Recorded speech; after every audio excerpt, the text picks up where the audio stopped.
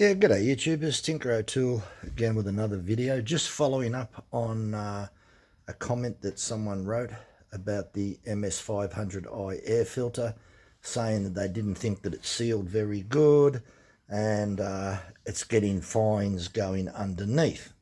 Now this type of filter is not new on the 500i. Quite a few of the still saws use the same filter. MS 044, 046, 064, 066, 084, 088, MS 640, MS 441, MS 880, MS 780. Never heard of an MS 780, but they exist. MS 440, MS 500i, and MS 661. As far as I know, they're all the same filter. Now, the only other thing that I would say is I believe that they're an excellent filter. I don't know what the first saws came out, but I imagine they were the same. But this filter is on tight. Look, you can pull this saw along. Oh, it ain't coming off. You've got to really wobble it to get it off. Now, if we zoom in there, this is about this little raised section you see on the bottom of the mount is about 9 millimeters. This diameter, where it fits onto the housing, is 58 millimeters on the dot. The actual diameter of the filter is smaller by about 1 millimeter. So this is about 57 mil. So to push it on, it makes a perfect seal. So I don't know what the problem is, why people are saying that they're getting very fines inside here. You've also got another little type of washer, felt washer here that creates a seal. You should not be getting any type of sawdust into your saw using this type of filter. As I said, they're on many other the steel saws. It brings me to the point now. The other thing is the cleaning of the filters is essential. Normally you would use the air hose and you would clean it inside before you would even attempt to clean it on the outside. It's okay to put the nozzle up very close this way, but don't put the nozzle up very close that way because you're liable to push the dirt in. Just try and hold the nozzle back a bit and just try and get the dust off. Make sure that you spend a bit of time, about a minute, using the air nozzle to blow every bit of rubbish out as possible.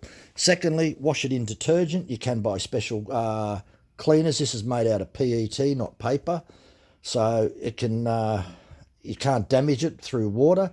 It's a polymer. Put it in a bucket or something, agitate it every hour or so, leave it overnight, rinse it off with a hose, it'll be fine. So it is a tight fit on there. So there's no way known that material's going to get underneath that filter. If it is, well, the only thing that I can think of is the seal on here is worn out and you'd have to be taking it off and on hundreds of times for that to happen.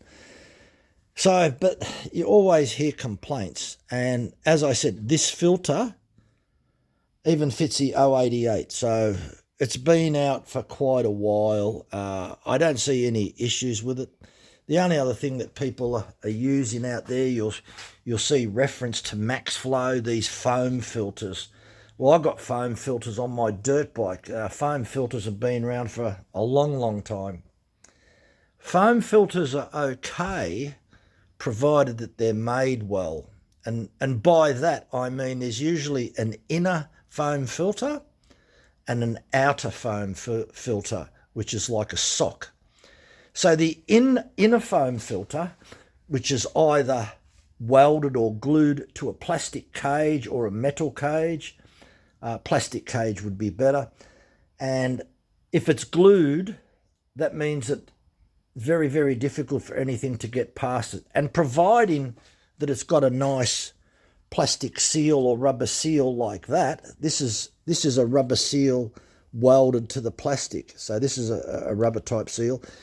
On the foam filter would have to be the same. You'd have to have a nice tight fitting around here. And the primary filter needs to be glued to the plastic cage. I'm assuming that the cage is made out of plastic. And a secondary foam filter would go over the top. And that will collect the bulk of the dust. And it's the inner one that would filter up to, say, 4 microns. So, yes, there are some nice, good foam filters around. I don't believe that you really need them. I believe that these are adequate enough, but other people will disagree with me. And I guess that's okay. This is a concertina type car filter. If you stretch it out, there's quite a lot of filter there.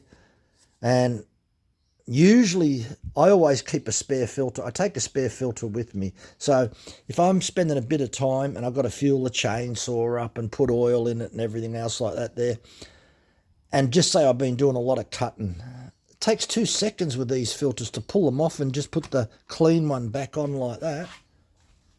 This is what I really love about the cover of this. It's got to be the most simple. That is a fantastic design. Really happy with it.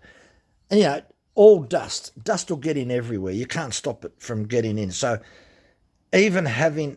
The other thing that can happen where you've got to be really careful of is that when you pull the filter off, there's liable to be dust everywhere. And what you've got to be careful of...